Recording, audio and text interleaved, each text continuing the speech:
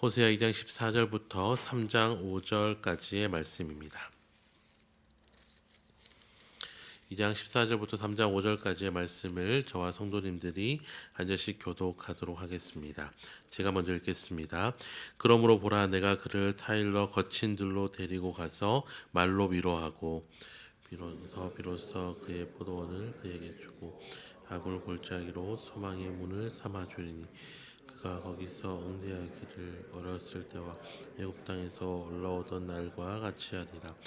여호와께서 이르시되 그날에 내가 나를 내 남편이라 일컫고 다시는 내 바알이라 일컫지 아니하리라. 내가 바알들의 이름을 그의 입에서 제거하여 다시는 그 이름을 기억하여 부르는 일이 없게 하리라. 그날에는 내가 그들을 위하여 들짐승과 공중의 새와 땅의 곤충과 더불어 언약을 맺으며 또 이 땅에서 활과 칼을 꺾어 전쟁을 없이 하고 그들로 평안히 눕게 하리라. 장가들어 영원히 살 때 공의와 정의와 은총과 긍휼히 여김으로 내게 장가들며 진실함으로 내게 장가들리니 내가 여호와를 알리라. 여호와께서 이르시되 그날에 내가 응답하리라. 나는 하늘에 응답하고 하늘은 땅에 응답. 땅은 곡식과 포도주와 기름에 응답하고 또 이것들은 이스라엘에 응답하리라. 내가 나를 위하여 그를 이 땅에 심고 긍휼히 여김을 받지 못하였던 자를 긍휼히 여기며 내 백성 아니었던 자들에게 향하여 이르기를 너는 내 백성이라 하리니 그들이 이르기를 주는 내 하나님이시라 하리라 하시니라. 여호와께서 내게 이르시되 이스라엘 자손이 다른 신을 섬기고 건포도 과자를 즐길지라도 여호와가 그들을 사랑하나니 너는 또 가서 타인의 사랑을 받아 음녀가 된 그 여자를 사랑하라 하시기로. 이러한 15 보리한 호멜 반으로 나를 위하여 부르사 그에게 이르기를 너는 많은 날 동안 나와 함께 지내고 음행하지 말며 다른 남자를 따르지 말라. 나도 내게 그리하리라 하였노라. 왕도 없고 지도자도 없고 제사장도 없고 주상도 없고 에봇도 없고. 함께 읽겠습니다. 그 후에 이스라엘 자손이 돌아와서 그들의 하나님 여호와와 그들의 왕 다윗을 찾고 마지막 날에는 여호와를 경외함으로 여호와와 그의 은총으로 나아가리라. 아멘. 오늘 함께 읽은 2장과 3장에는 하나님의 끊임없는 사랑과 회복이 나타나 있습니다. 2장에서는 배반한 백성을 다시 사랑으로 부르시는 하나님의 마음이, 또 3장은 고멜을 다시 데려오는 호세아의 순종을 통하여서 하나님의 언약적인 사랑이 드러납니다. 먼저 2장에서는 하나님께서 영적으로 방황하던 이스라엘을 다시 광야로 인도하시겠다고 선언하십니다.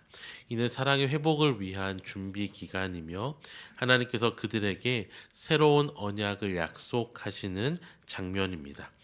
이어서 호세 3장에서는 호세아가 고멜을 다시 데려오는 이야기가 등장합니다. 하나님께서는 호세아에게 명령하셔서 고멜을 값을 주고 데려오게 하심으로 이스라엘 백성이 하나님을 배반하였지만 여전히 사랑하시고 회복시키시기를 원하심을 강력하게 선포하십니다.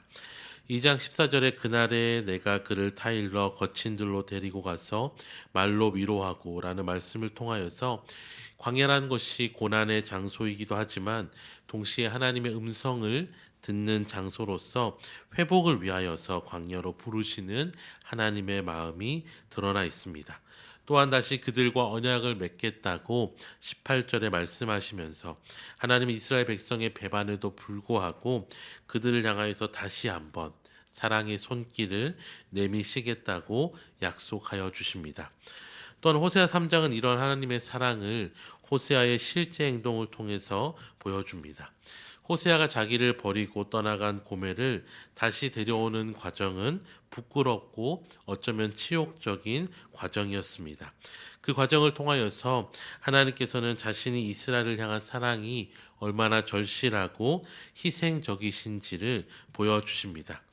그뿐 아니라 하나님께서는 호세아 3장 3절의 말씀에 너는 많은 날 동안 나와 함께 지내고 음행하지 말며 다른 사람을 따르지 말라는 말씀을 통해서 회복된 이스라엘이 이제는 어떠한 삶을 살아가야 하는지 또한 말씀하여 주십니다.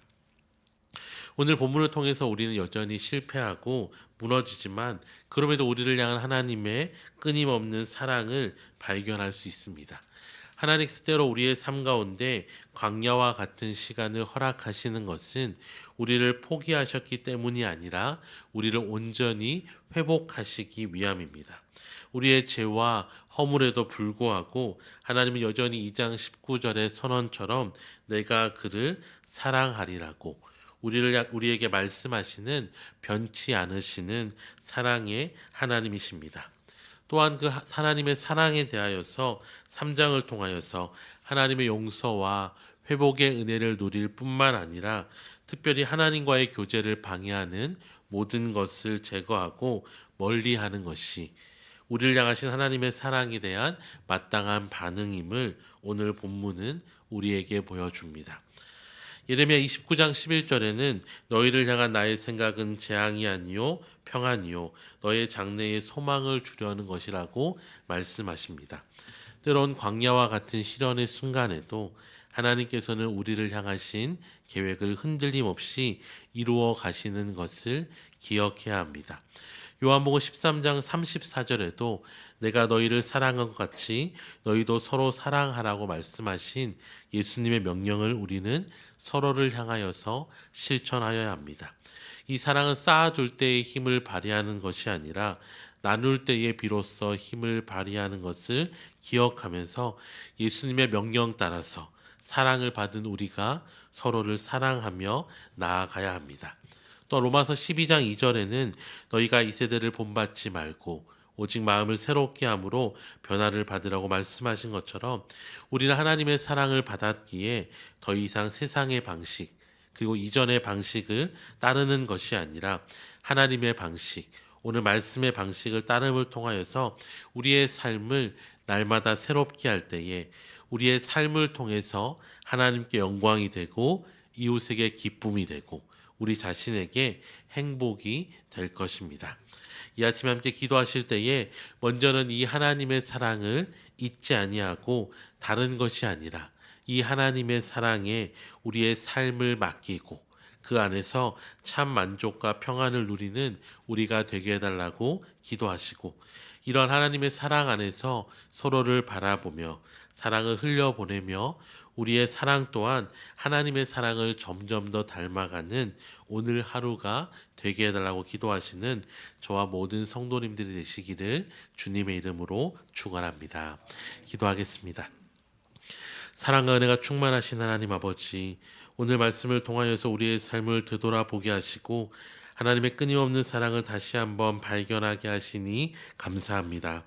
우리의 배반과 연약함에도 불구하고 여전히 우리를 부르시고 또 회복시키시는 이 하나님의 은혜를 날마다 누리며 살게 하여 주시고 우리의 마음을 새롭게 하셔서 하나님의 사랑에 온전히 응답할 수 있는 믿음을 허락하여 주시옵소서. 우리의 삶 속에서 하나님의 사랑을 실천하며 이웃에게도 사랑을 나누어 줄 수 있도록 성령 하나님 우리와 함께하여 주시옵소서. 감사드리며 예수님의 이름으로 기도드립니다. 아멘.